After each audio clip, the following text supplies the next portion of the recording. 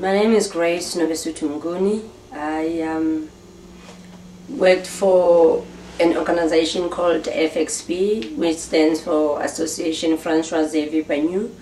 FXB in South Africa started in 2000. The organization itself has been in existence, I think, for 18 years now, if I'm not mistaken. And it exists in the US and then in Europe.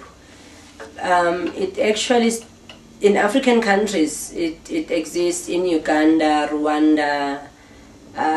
So what happened is that I was working for an organization called Friends for Life, and Albina Duprosivaro, who happens to be the founder of FXB, came to South Africa to visit some projects.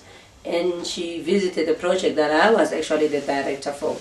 And she saw what I've done, and she asked me, besides what I'm doing, what is it that I'm doing? And then I told her that what I would like to do, I would like to look after children and youth.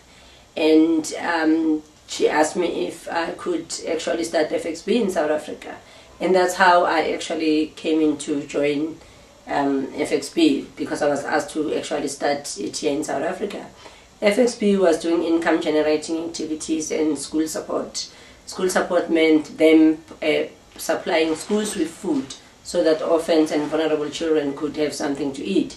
And then I started the after school program within the organization, which deals with HIV and AIDS, schoolwork, and other activities that young people and youth were faced with.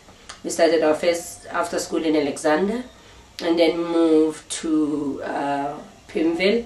And now the program itself has open centers in Witbank, Alexander, Diepkloof, and also in Pimville.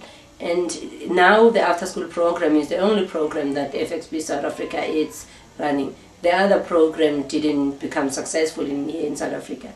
But after school programs were actually the programs that were very much liked by donors, and more money was put into establishment of new after school programs. So that's how FXB started in South Africa.